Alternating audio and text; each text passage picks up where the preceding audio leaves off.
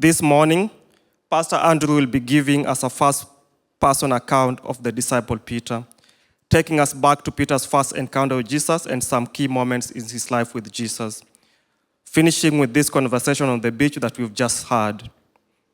We invite you this morning to enter into the life and experience of what Peter may have witnessed and to imagine and encounter Jesus on the beach as Peter did. Thank you. Well, good morning, friends.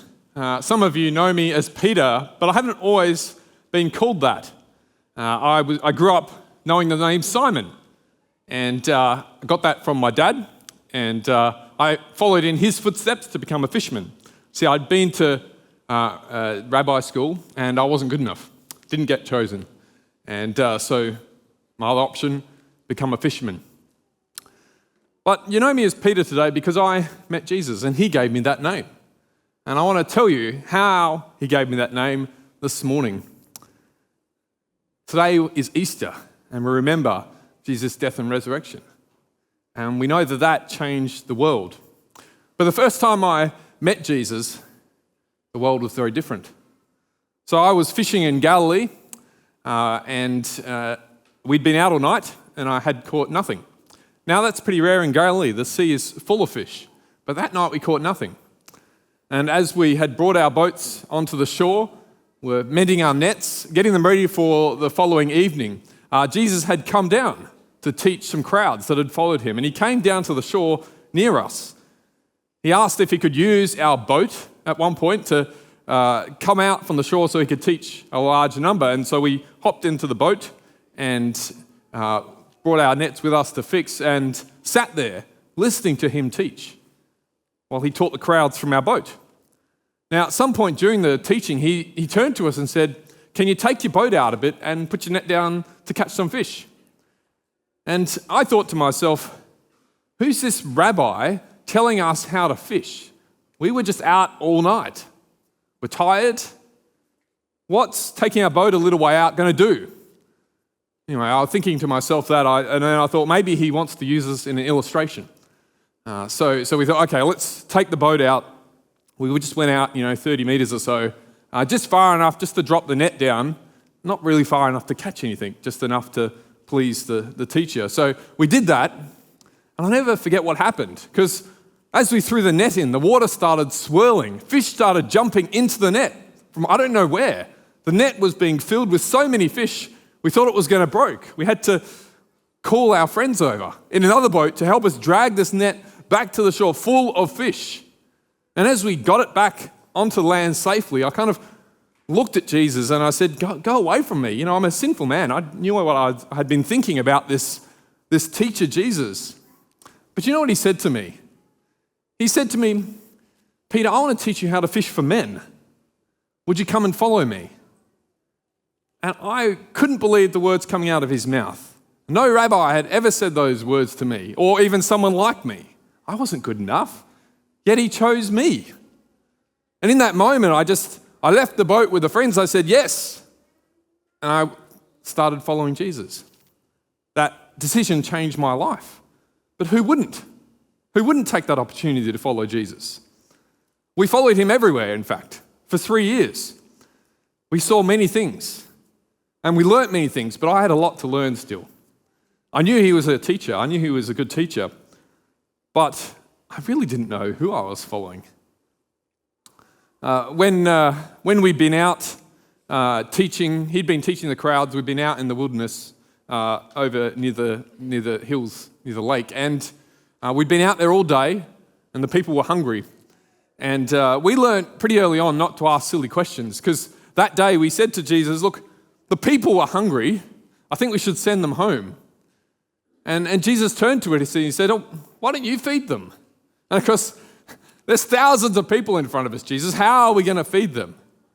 And he said, "Well, give us what you have." And we had a few loaves and fish. And then he started breaking them and giving them to us to pass out to the crowds. And somehow the food kept coming. It was a bit like the Exodus. There was food coming down from heaven. Everyone had enough to eat. It was incredible. It was after this amazing experience and encounter that Jesus said to us, "Well, You guys get into the boat. I'm tired. I'm going to go up to the hills and pray for a bit. And he told us to get into the boat and travel across the other side of the Sea of Galilee. And after that amazing experience, we kind of learnt not to ask those questions like, Jesus, do you have another boat? How are you going to get there? How are you going to go after us?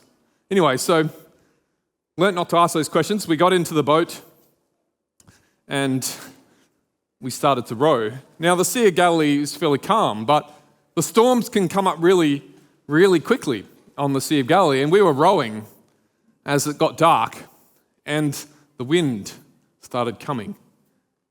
And with the wind came the waves. And we're battling just to keep this boat pointed into the wind so it wouldn't capsize. The waves start sloshing into the boat. And we're just trying to get across this lake, what seemed like for hours, not getting anywhere. And then someone spots him. This figure, this ghost on the horizon, coming towards us in the middle of this storm. The wind's howling, the waves are sloshing into this boat. So what do? Well, we row faster. And we try and row away from this ghost on the water. And of course, at the time, we didn't realize, but can you imagine trying to row faster than the Son of God walking on water? It just doesn't make sense. But anyway, in our panic, we're rowing until someone calls out, "It's Jesus, it's Jesus." And I looked at one, didn't know what I was thinking, but I said, "Lord, if it's you, call me to come to you." And then we hear this voice come back, and it says, "Peter, come."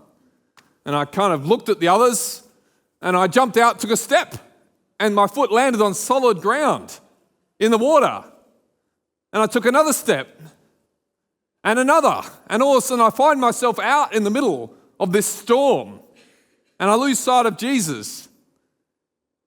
And I cry out, I said, "Lord, save me." And I hear this big arm, I feel this big arm grab me and helps me back into the boat. And we get back in and he comes and sits with us. And he said to us, "Well, let's keep going." And as he climbed in, we didn't realize it, but the wind and the waves just calmed down. It was quiet and still on this lake. And as we sat there rowing, kind of looking at each other, thinking, who is this man? Even the wind and the waves obey him. We didn't know who we were following. Jesus was someone different. We knew he was a teacher, but the wind and the waves? What sort of authority is that? That they obeyed him and calmed in his presence. Never a dull moment with Jesus. Now, it wasn't always a great experience following Jesus. Sometimes it really was disturbing. One time we were traveling with Jesus up to Caesarea Philippi and he was taking us up there. And as we were nearing the tombs and the shrine of the local gods, he said to us, "Well, who do the people say I am?" And we'd heard the crowds. We'd heard what they were saying. We heard the whispers in and amongst. We thought some knew him as Elijah, one of the prophets, or Jeremiah. And still others were saying, could this be John the Baptist who's come back to life? There were many different thoughts around who he was, and so we told Jesus these things. But then he turned to us as we were walking along and he said, "Well, who do you say I am?" And in that setting where people worshipped other gods, I said to Jesus, "Well, you're the Messiah, the Son of the living God. You're the one to come, the Messiah." And it was at that moment that Jesus said, "Yes, well, on your profession of faith, you are Peter, the rock." And that's when he gave me my name, Peter. Now, having a little bit of confidence there, thinking, well, I've got him figured out. Jesus then starts talking about when the Son of Man will go to Jerusalem. And when he goes there, he will be persecuted. He will suffer at the hands of the leaders. And he will die in Jerusalem. Having a little bit of confidence, I pulled him aside and I said, "Jesus, you can't be saying that. If you're going to bring the new kingdom in, you can't be saying you're going to die. No one's going to follow you. No one's going to follow you." And you know what he said to me? He said, "Get behind me, Satan. with such force. It shook me. It startled me. Who was this man that I was following? Who I thought was the Messiah who was going to lead a revolution and raise an army in Jerusalem, saying he's going to die? I had a lot to learn. I didn't have it all figured out at the time. I was just following a man who asked me. I put my foot in it many times, and I really had a lot to learn about who Jesus is. Another time he took me, James and John up onto a mountain to pray, and we often went up onto mountains and hills to pray at night. I don't know about you, but I struggle to pray at night time. I often fall asleep. Is anyone else in that boat? There's probably a few of us here who struggle to do that, and yes, it was a cold night up on this mountain, and we'd been up there to pray, and yes, fell asleep. And as I dozed, I stirred at some point during the night, and I kind of was looking up and looking at where Jesus is. And I see him off in the distance, but he's not alone. He's with two others that look like Moses and Elijah. And they are glowing. They're not like their normal self. There's something different about them. They're glowing in the middle of the night. And in my half-sleepy state, I called out. I said, Jesus, can I make you some shelters for you and Moses and Elijah to stay in? And as I call this out without even thinking, this voice booms that we all heard from heaven that said, "This is my son, listen to him." And hearing the voice of God, we all got to our knees, frightened about what was going to happen next. And this fog just came down on the mountain. And as we're sitting there terrified, thinking it's going to happen, Jesus comes and taps me on the shoulder and says, "Get up, let's go." And he was by himself. There weren't any others with him. It was almost like it hadn't happened, but it did. I saw Jesus in glory up on the mountain. Again, who is this man? We're all wondering that as we're walking down the mountain. It was a quiet walk as we pondered these thoughts until John gave me a little elbow and he said, "What's it like to be told off by God himself?" Yeah, well, now I've been told off by Jesus, now by God. I sunk in the waves, although I often remind John that was 3 more steps than what he took. I really wasn't very consistent. I kept making so many mistakes as a disciple. I had so much to learn about who Jesus is. Well, as we approached the end of those 3 years with Jesus, we were making our way down Judea into Jerusalem. Jesus has told us, he'd set his face towards Jerusalem and he was going to go there. And I, like all the others, thought it's going to happen. Jesus was becoming more popular by the day. People were following him everywhere he went. There were crowds. We just didn't have a time to ourselves at all. And we thought it was going to happen in Jerusalem.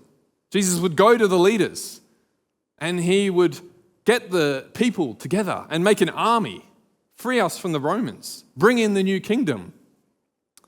Well, as we approached Jerusalem, we stopped at Bethany and some came out to meet us.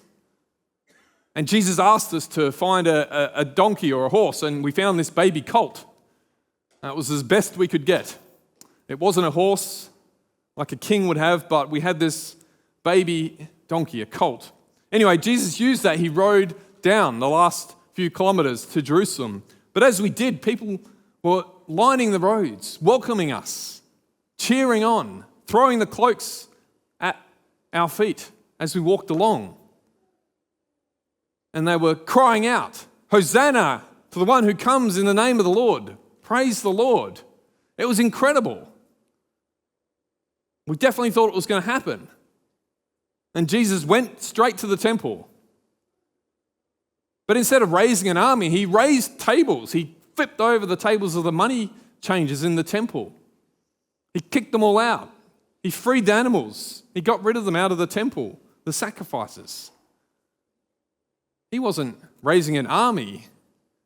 He was angering the Jewish leaders. It was from that moment that they started plotting to kill him. We didn't know what he was doing. This isn't how you raise an army or start a revolution. Well, that week, the tension continued to grow. The Jewish leaders were out to trap Jesus publicly so they could kill him. And they would ask question after question, but Jesus always had the right answer or the right question to ask in return.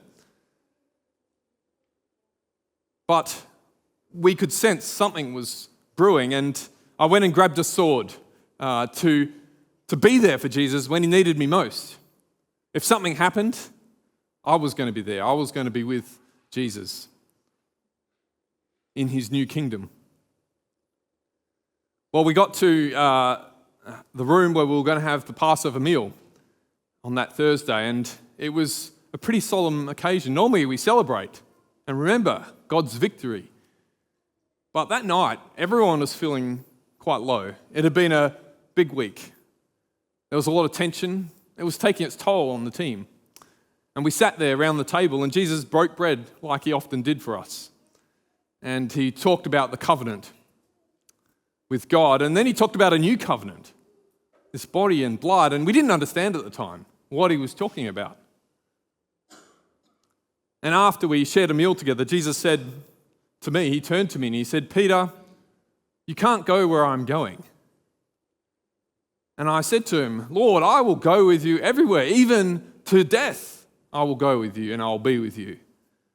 He said, "No, Peter, before the rooster crows tonight, you'll deny me 3 times. I said to him, "Surely not, Lord." And all the others agreed with me. Yet, Jesus said, "No, before the rooster crows, you will deny me 3 times. I was hurt. I didn't know what he was talking about. I was confused. Anyway, Judas then excused himself, and we thought he was going out to handle the finances and pay for the meal. And so we finished up, we sang a few songs, and then headed out to the Garden of Gethsemane, where Jesus had asked us to pray and keep watch. Keep watch. Well, I struggled to keep watch, and I struggled to pray at night time, and it had been a big week, and we all just fell asleep there in that garden, in that cold night. Jesus tried to stir us, to keep us awake, but it was no use. We just couldn't do what he wanted. And then last time he grabbed us and he said, "Let's go. It's time to be going." And we got up to leave, but we heard footsteps coming up the path. Judas was there. He'd come back, but he'd come back with others.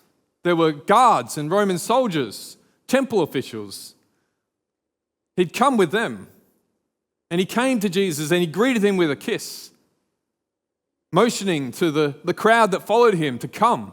And as they approached Jesus, I saw what was happening, and I pushed Judas, and I ran up, grabbed my sword, slashed at one. Just missing his head, I struck his ear, clean off. And Jesus motioned and said, "Stop, Peter, that's enough." And he just reached out and healed that man's ear. You'd think that would be enough.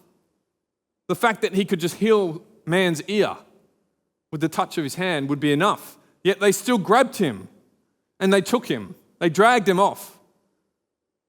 We were powerless. Jesus had said, "Stop." We were afraid. And so we ran.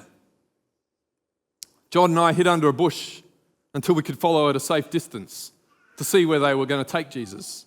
They took him to the house of Annas, where Caiaphas, the high priest, was. And so we followed them there, and John knew Annas and the family, so he went inside, and he called me in just a little bit. And so I was able to sit around the fire and keep warm on that cold night, and I wanted to listen to what happened inside. This is not how it was meant to end, but it wasn't finished yet.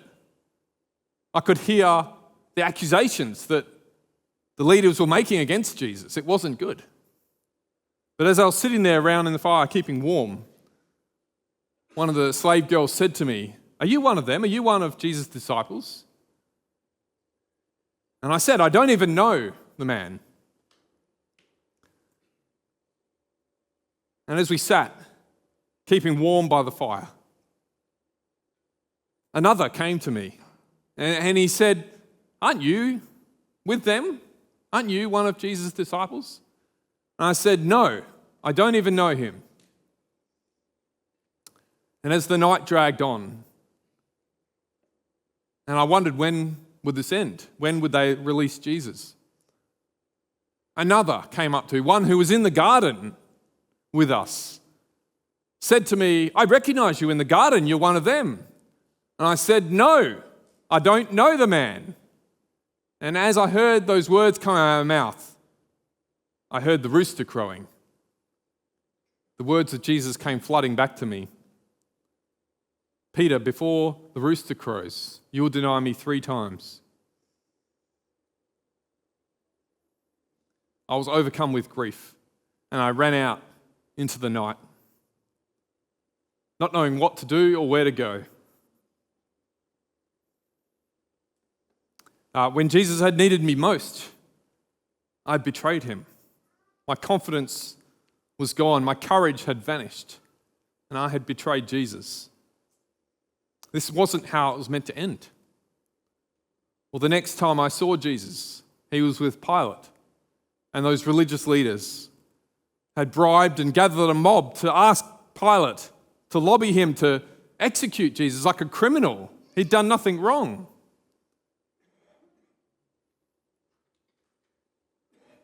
Well, they took him, and they took him to that cross, and they nailed him on that cross between 2 other criminals. And as I watched from a distance, watching my Lord die on a cross, those last 3 years that I spent with him seemed all for nothing. Everything I'd learnt, gone. Everything that I'd seen, vanished as I saw that man on the cross. It didn't seem to matter that he could heal a man's ear, feed 1,000 people.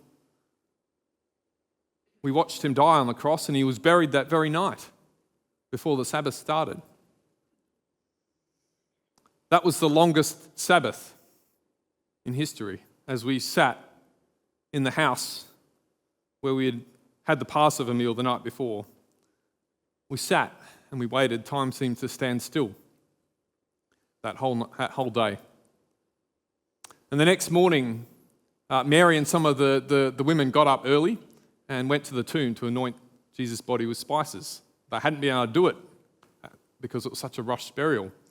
So they got up early, left the room, headed out to where the tomb was. But they weren't gone long before we heard footsteps running up the stairs. It was Mary. She burst through the doors and she cried out, "They've taken him. They've taken my Lord. I don't know where he is." John and I got up and we went to go check. We were angry. Was it enough that they killed him like a criminal and now they desecrate his body? Where would it all end? And so we ran to the tomb. Now, John's a faster runner than me. I'm much better on boats than he is, mind you. But he ran, he beat me to the tomb. But he waited for me and I went in first. And I saw the empty tomb. I saw where they laid Jesus' body. I saw the grave clothes on the slab and I saw the shroud that covered his head neatly folded. We wondered who would do this. Where is Jesus? Where would this all end? And as we discussed this on the way back, John and I, we couldn't help but wondering and remembering some of the words of Jesus when he said that he would go to Jerusalem and that he would die. Well, we went back to tell the others in the room and share with them what we thought would happen next. But we never believed what would happen next. As we're sharing with them and discussing all these things, Mary comes bursting through the door again. This time she says, "I've seen him. I've seen our Lord. He's alive. Jesus is alive." See, she had been in the garden, weeping at the tomb, and she told us how Jesus had stood behind her and she thought he was the gardener. And she didn't recognize him. And then he'd said her name, and all of a sudden she saw him. She saw the scars on his feet. She knew it was him. And she hugged him, and then Jesus had told her, go back and tell the others. And we had so many questions. Mary, why didn't you recognize him? What did he look like? Was he the same? Was his voice the same? What was he wearing? We asked her over and over again that day to tell us again and again, how did you see him? What were you doing at the tomb? Why didn't you notice he was standing behind you? All these questions we had for her throughout the day, and the others asked. And again that night as we were having dinner, we were having tea, and one of the disciples asked Mary, can you tell us again how you saw him in that garden? What did he look like? What did he sound like? What did he actually say to you? And then she's telling us again how she had seen him. Jesus appeared there in the room with us. He'd come through a locked door, of all things, a locked door. It was jammed solid, and he just came straight through. He said to us, peace be with you. We couldn't believe it. Some of them ran to him, hugged him. It was so great to see him again, afresh and new. And somehow he was the same, but he was also different. Well, he sat down with us to eat, and it felt just like old times. As he sat there in that room, like we'd done only a couple of days earlier. But this time, wow, it just felt so different.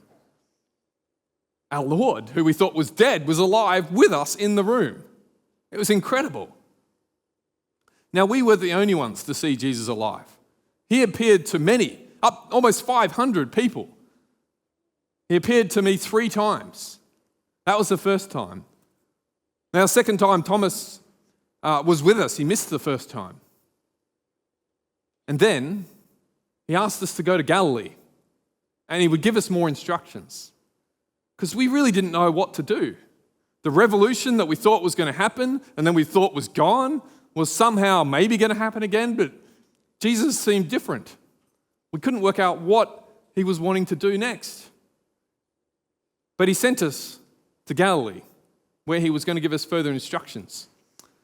And on the way, I couldn't help but thinking, if this is where Jesus is going to start his revolution, that I don't know if I was fit to be a part of that. See, when I needed my courage the most, I had failed Jesus. I had betrayed him. And I wondered, well, maybe the others don't know. Maybe Jesus doesn't know either. But I knew. And I wondered, well, maybe I should just go back to what I actually know. Fishing. A fisherman. And so as we got to Galilee, I found my boat again and I began to fish. I hadn't done this for a long time, about 3 years since meeting Jesus.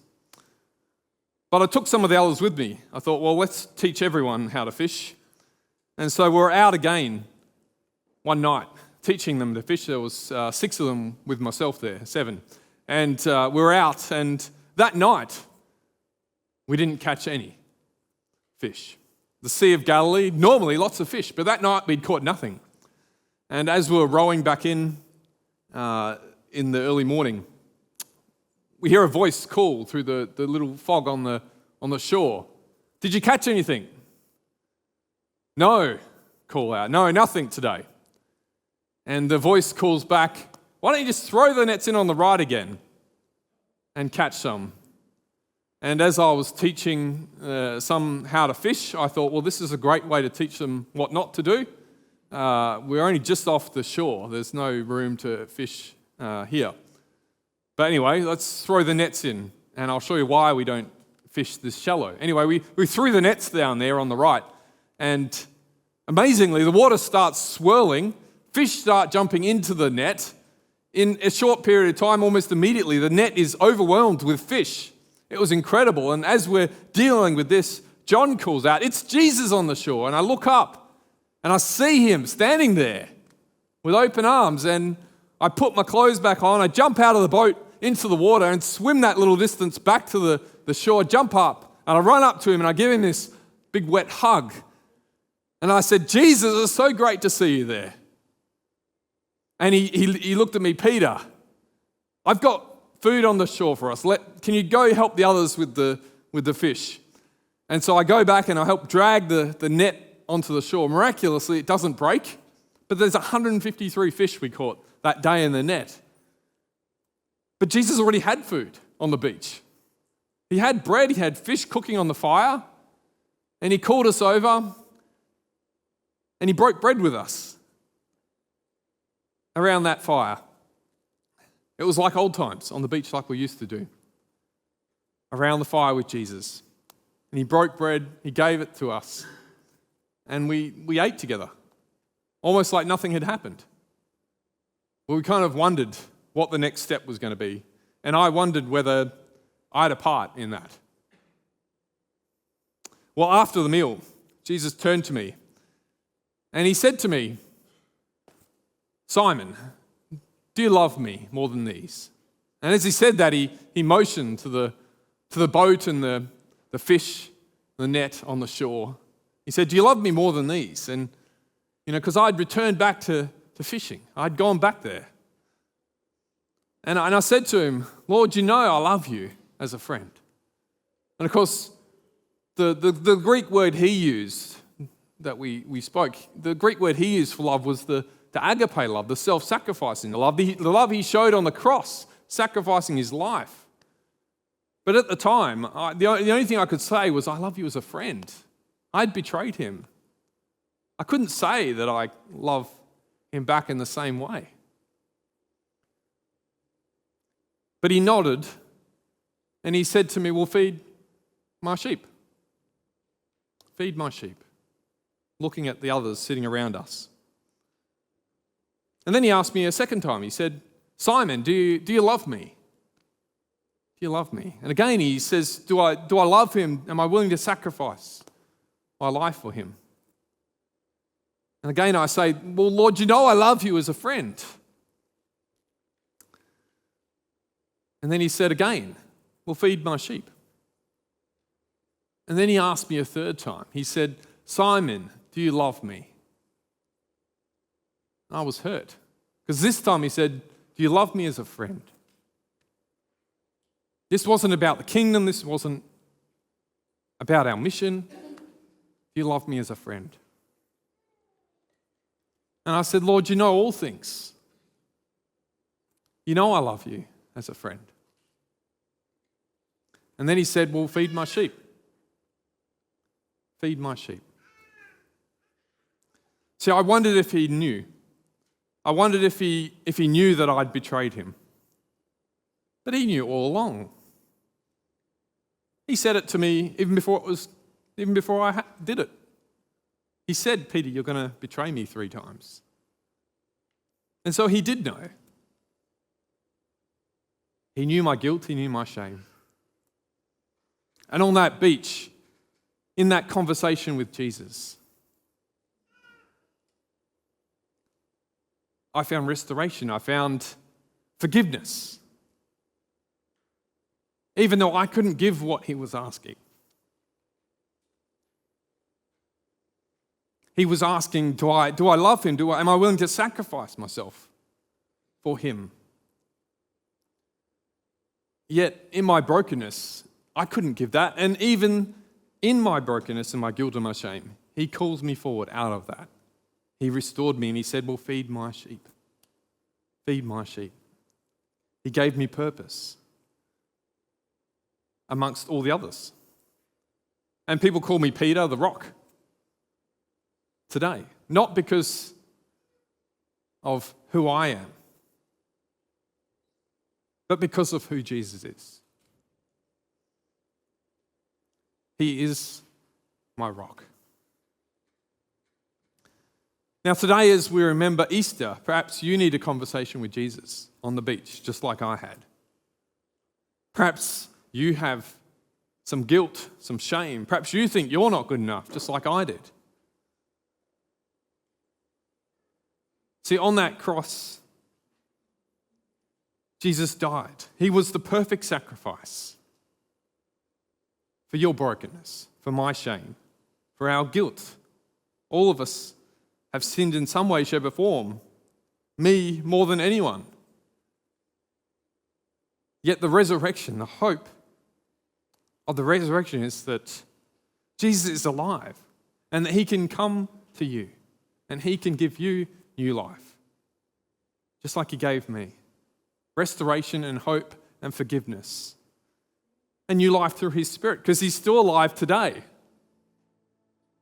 He sent his Spirit into the world that was promised long ago to bring new life to you, that brought new life to me, that made it all make sense. The new kingdom he was building wasn't full of armies and power. It wasn't anything I could do in my own power.